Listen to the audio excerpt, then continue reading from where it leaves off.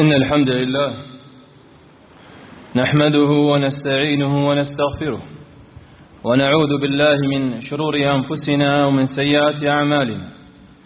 من يهده الله فلا مضل له ومن يضلل فلا هادي له، وأشهد أن لا إله إلا الله وحده لا شريك له، وأشهد أن محمدا عبده ورسوله. يا أيها الناس اتقوا ربكم الذي خلقكم من نفس واحدة وخلق منها زوجها وبث منهما رجالا كثيرا ونساء، واتقوا الله الذي تساءلون به والأرحام إن الله كان عليكم رقيبا. يا أيها الذين آمنوا اتقوا الله حق تقاته ولا تموتن إلا وأنتم مسلمون.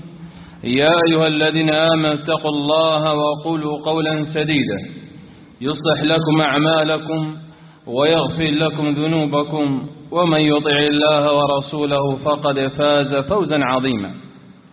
اعلموا عباد الله أن أصدق الحديث كتاب الله، وخير الهدى هدى محمد صلى الله عليه وعلى آله وسلم، وشر الأمور محدثاتها، وكل محدث بدعة، وكل بدعة ضلالة، وكل ضلالة في النار. أما بعد، روى البخاري ومسلم في صحيحهما من حديث أبي هريرة رضي الله عنه أن النبي صلى الله عليه وعلى آله وسلم قال: ليس الغنى بكثرة العرض، وإنما الغنى غنى النفس.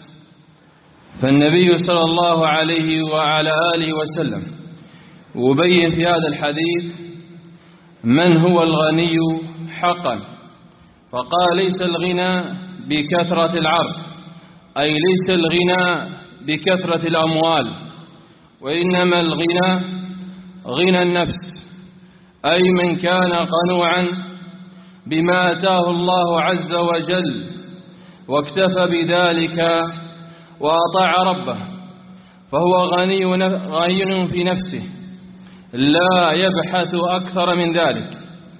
فالناس أو كثير من الناس يبحثون ويسعون للرزق، فمنهم الغني ومنهم الفقير.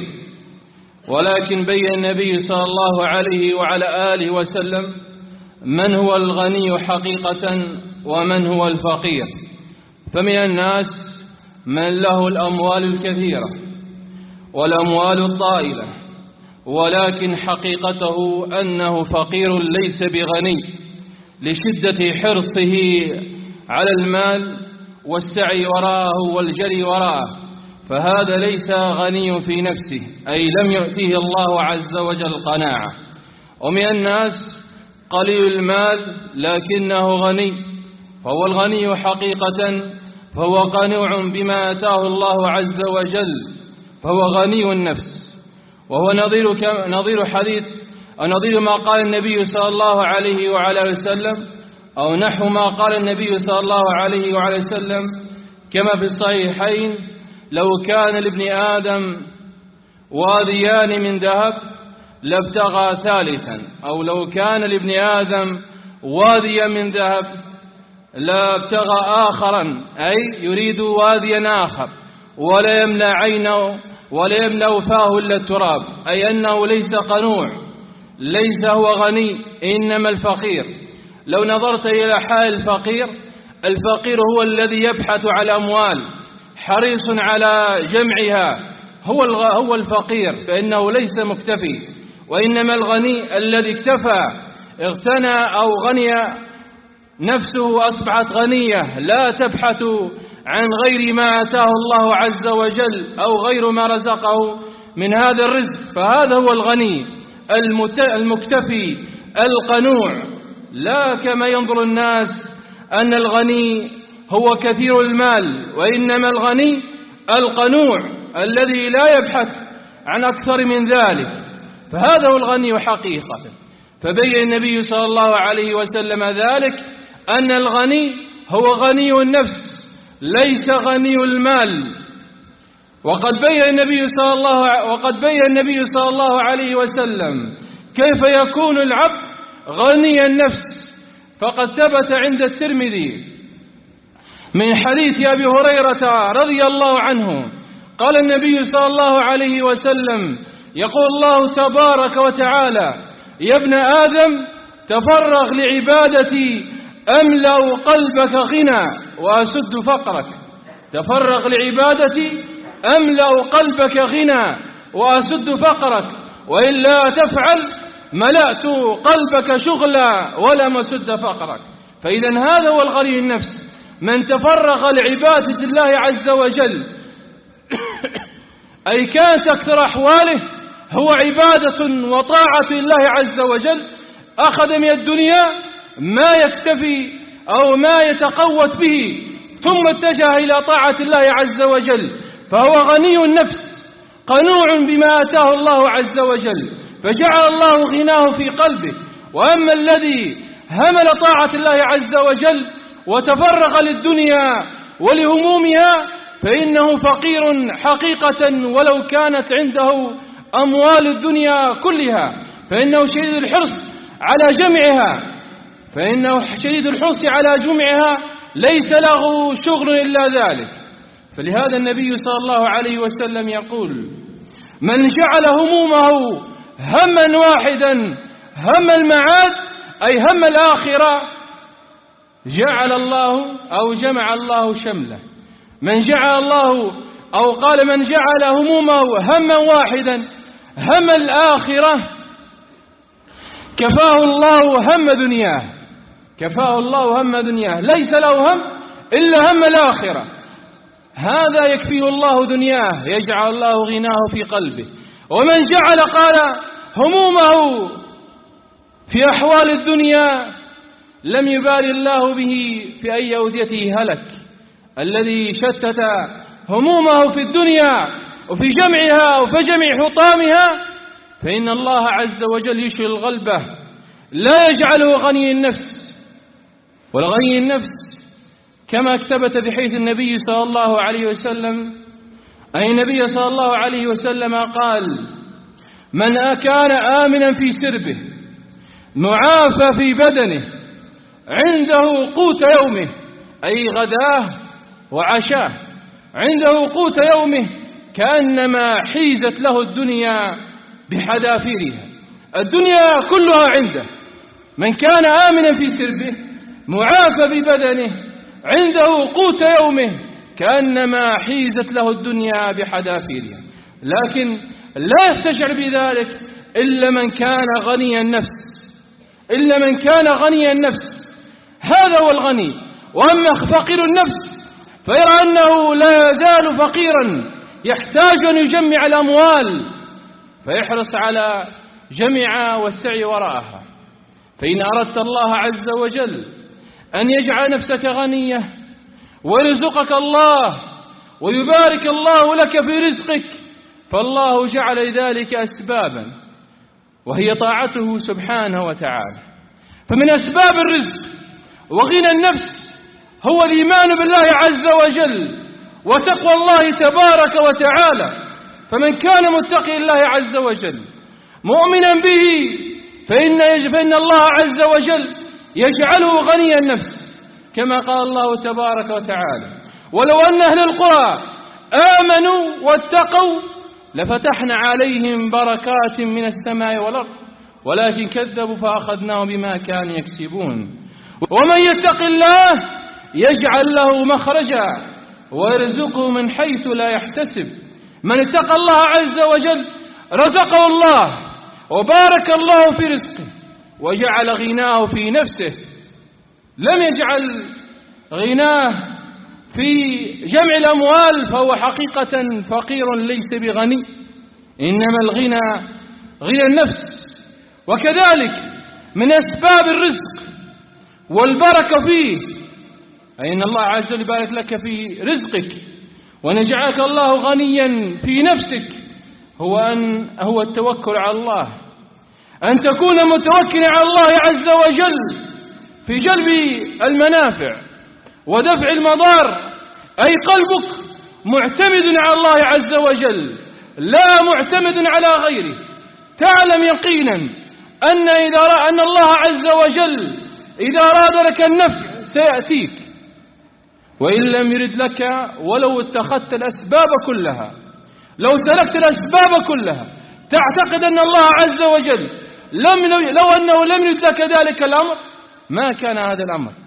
وإن حصل لك النفع نسبت ذلك النفع إلى الله عز وجل، أن الله هو الذي أراد ذلك. ثبت عند الترمذي من حيث عمر بن الخطاب رضي الله عنه النبي صلى الله عليه وسلم قال: لو أنكم تتوكلون على الله حق توكله، ليس مجرد توكل باللسان بل بالقلب، حق توكله لرزقكم الله كما يرزق الطير تغدو خماصا، أي الطير تخرج من الصباح بطونها فارغة، قال وتروح بطانا، أي ترجع في المساء وقد ملأت بطونها، رزقها الله عز وجل. فمن توكل على الله حق توكله اعتمد على الله تبارك وتعالى، لم يعتمد على أسباب، إنما كان اعتماده على الله، فإن الله يرزقه ويبارك الله في رزقه ويجعل غناه في نفسه، يجعله غني النفس. وكذلك من أسباب الرزق والبركة فيه وغنى النفس هو المحافظة على هذه الصلوات في أوقاتها حيث ينادى بهن، يحافظ على ما أمر الله عز وجل في أداء هذه الصلاة. من كان محافظا عليها فإن الله عز وجل يرزقه ويجعله قنوعا غني النفس، كما قال الله تبارك وتعالى: وأمر أهلك بالصلاة واصطبر عليها نحن نرزقك لا نسألك رزقا نحن نرزقك والعاقبة للتقوى. فالرزق الله عز وجل يرزق من أقام هذه الصلاة، من حافظ عليها فإن الله عز وجل يرزقه ويجعل له بركة في رزقه، فليس مجرد الرزق بل يجد البركة في رزقه. ربما ترزق أموالا كثيرة ولكن لا ترى فيها البركة ولا ترى في نفسك القناعة في ذلك، هذا لا فائدة فيه. وإنما الرزق الذي فيه فائدة أن يبارك الله لك في رزقك، يجعل فيه البركة، يجعلك قنوع النفس غني النفس، هذا الرزق الحقيقي. وكذلك من أسباب الرزق الذي من سلكها رزقه الله عز وجل وبارك في رزقه هو الإنفاق والتصدق في أوجه الخير، التصدق على الفقراء، على المساكين، على بيوت الله عز وجل، على وجوه الخير. من فعل ذلك رزقه الله وبارك الله في رزقه وجعل غناه في نفسه، كما قال الله تبارك وتعالى: وما أنفقت من شيء فإن الله يخلفه وهو خير الرازقين، أي يخلفه، يبارك الله لك في رزقك الذي تنفقه، يجعل الله سببا في بركة رزقك. كما الناس يبخل في التصدق، يبخل في الإنفاق، يظن أن ذلك ينقص من ماله، والنبي صلى الله عليه وسلم يقول: ما نقص مال من صدقة، أي يبارك الله عز وجل في ذلك المال الذي تصدق به، يزيده الله من خيره ومن فضله. وثبت في صحيح مسلم من حيث أبي هريرة رضي الله عنه أن النبي صلى الله عليه وسلم قال أن رجلا ممن كان قبلنا كان يسير في أرض فلاة أو في فلاة من الأرض، فسمع صوتا في سحابة، صوت في الأعلى سمعه يقول: اسقي أرض فلان. سمع صوت في سحابة تقول: اسقي أرض فلان، فنظر لتلك السحابة فتتبعها، أصبح يتبع تلك السحابة حتى أتت إلى مزرعة فلان من الناس، فأنزلت أمطارها في تلك الأرض فقط. فأتى إلى ذلك الرجل قال: هل اسمك فلان؟ قال: نعم.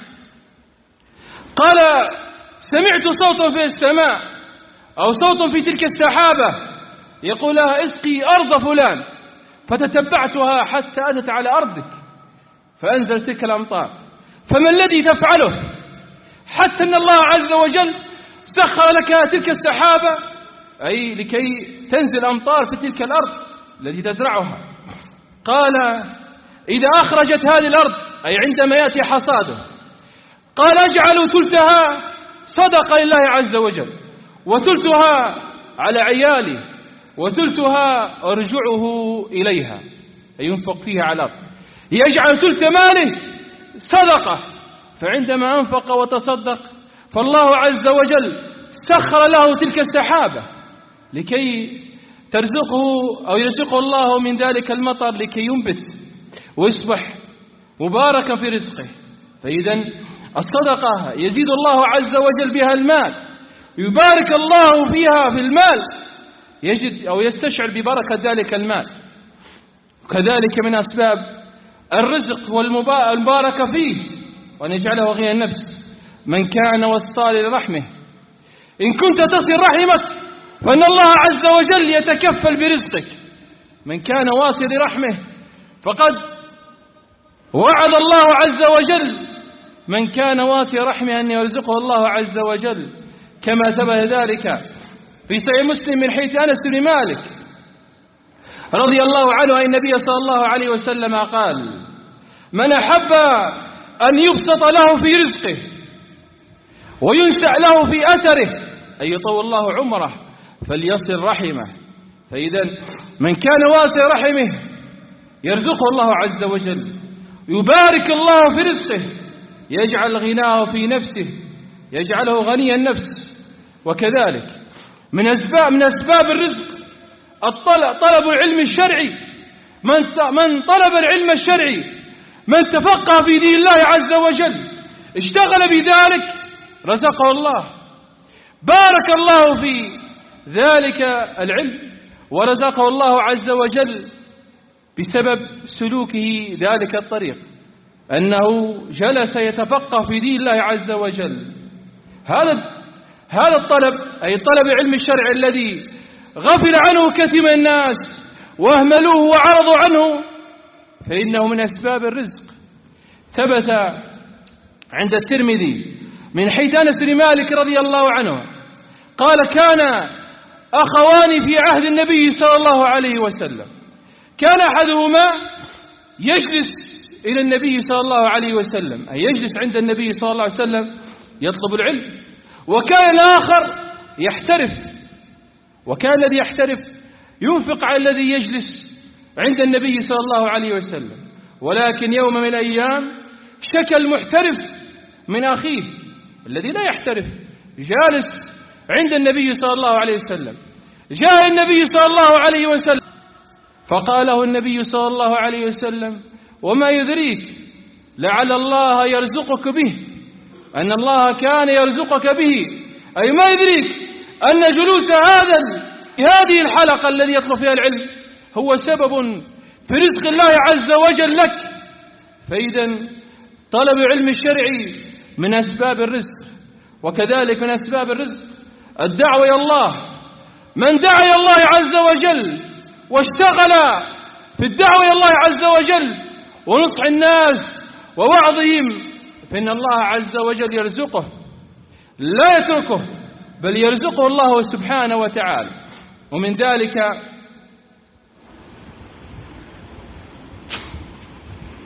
ما ثبت عند الطبراني،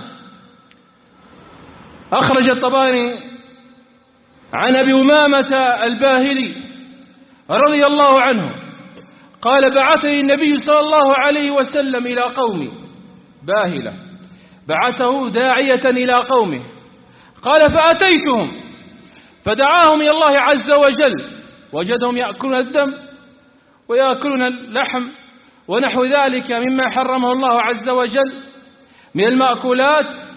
قال: فبعثني النبي صلى الله عليه وسلم يدعوهم إلى الله، فلم يستجيبوا له وأعرضوا عنه وكذبوه.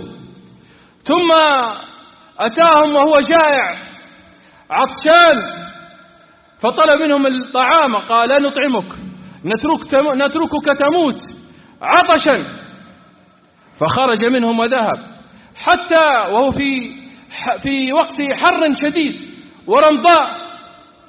قال فلما خرجت منهم نمت، وضع إمامته على رأسه ونام، فقال رأيت رؤيا في المنام، أو أتاني آتي في المنام أحضر لي شرابا من لبن.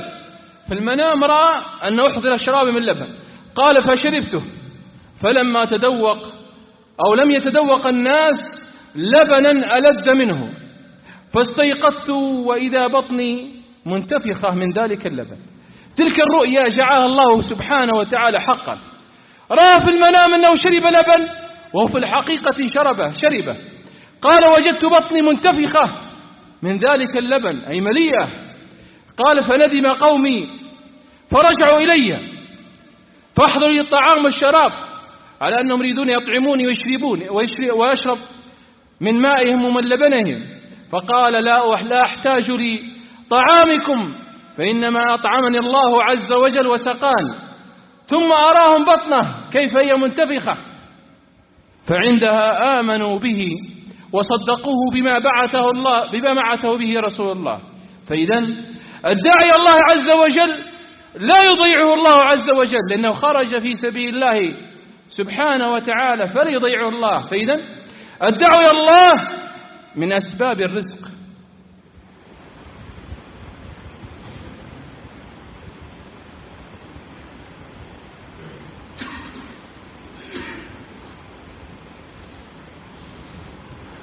الحمد لله والصلاة والسلام على رسول الله وعلى آله وأصحابه. أما بعد، وإن من أسباب الرزق والبركة فيه ويجعل الله سبحانه وتعالى الإنسان غير النفس هو الصبر على ما ابتلاه الله عز وجل به من المصائب ومن البلايا. فمن ابتلي وصبر فإن الله عز وجل يجعل عاقبته حميدة ويرزقه الله تبارك وتعالى. ولنا في قصة يوسف عليه السلام عبرة في ذلك. فيوسف عليه السلام ابتلاه الله عز وجل بإخوته وجعلوا في ذلك البئر، وحصل له ما حصل، وهو معلوم ومشهور في سورة كاملة يذكر الله عز وجل فيها قصته. فانظر عندما صبر فيما ابتلاه الله عز وجل كيف كان حاله. جعله الله ذلك الملك على خزائنه، مكنه الله ورفعه منزلة عالية في الدنيا وفي الآخرة، حتى إذا أتوه أخوته وعرفوه قال نعم أنا يوسف وهذا أخي، فإنه من يتقي ويصبر فإن الله لا يضيع أجر المحسنين. نعم أنا يوسف وهذا أخي قد من الله عليهم بتلك المكانة عند ذلك الملك بذلك الرزق العظيم. بماذا؟ قال من يتقي ويصبر فإن الله لا يضيع أجر المحسنين. من اتقى الله عز وجل وصبر على ما ابتلاه الله عز وجل فإن عاقبته حميدة. يرزقه الله، يجعله قنوع النفس، يجعل غناه في نفسه، يجعله غني وإن كان قليل المال، يستشعر بالغنى وإن كان قليل المال. فإذا هذا من أسباب الرزق. ومن أسباب الرزق كذلك الاستغفار والتوبة إلى الله عز وجل. فإن من كان كثير الاستغفار والتوبة إلى الله عز وجل فإن الله يرزقه، لا يضيعه الله عز وجل. فإن من أسباب الرزق كما قال نوح لقومه فقلت استغفر ربكم إنه كان غفارا يرسل السماء عليكم مدرارا ويمددكم بأموال وبنين ويجعل لكم جنات ويجعل لكم أنهارا. بماذا؟ بالاستغفار. فقلت استغفر ربكم إنه كان غفارا. ويقول هود لقومه يا قوم استغفر ربكم ثم توبوا إليه يرسل السماء عليكم مدرارا. فإذا الاستغفار والتوبة إلى الله عز وجل هي من أسباب الرزق. من كان مكثرا من ذلك تائب إلى الله عز وجل فإن الله لا يضيعه، يرزقه الله سبحانه وتعالى. فإذا هو من أسباب الرزق. ولا تتعجب في حال الكفار فيما هم فيه من الغنى أو من كثرة الأموال، فإن حالهم حال الفقراء الذي ليس عنده غنى في نفسه وقناعة فإنه فقير، وإن أمدهم الله عز وجل بالأموال فإنما هي استدراج لا خير لهم فيها، إنما هو استدراج من الله عز وجل ليزداد عصيانا وطغيانا وإعراضا. لا تعتقد أن إذا رزقك الله كثرة الأموال الله يحبك، فالنبي صلى الله عليه وسلم يقول إن الله يعطي الدنيا من أحب ومن لم يحب، ولكن لا يعطي الدين إلا لمن أحب. فالدنيا يعطيها الله للكافر ويعطيها المسلم، فهي ليست علامة على حب الله عز وجل لك، ولكن جعلك الله قنوع النفس وغني النفس، فهذا الخير الذي تفرح به فإنه رزق من الله عز وجل. وحال الكفار كما قال الله سبحانه وتعالى: أيحسبون أن ما نمدهم به من مال وبنين نسارع لهم في الخيرات بل لا يشعرون. أي يظنون أن ذلك نسارع لهم به الخيرات، لا، إنما هو استجراج لهم لكن لا يشعرون ذلك. صاحب الأموال الطائلة والكثيرة لا يظن أنها محبة من الله عز وجل له، فهي ليست علامة على محبة الله عز وجل، إنما العلامة هي طاعة الله عز وجل. فعين عباد الله إن أردنا الرزق من الله عز وجل أن نسلك هذه الأسباب الشرعية التي ذكرها الله عز وجل لنا وذكرها النبي صلى الله عليه وسلم، يبارك الله لنا في أرزاقنا ويجعلنا أغنياء في أنفسنا ونقتنع بما آتانا الله سبحانه وتعالى. وصلى الله على محمد وعلى آله وصحبه وسلم.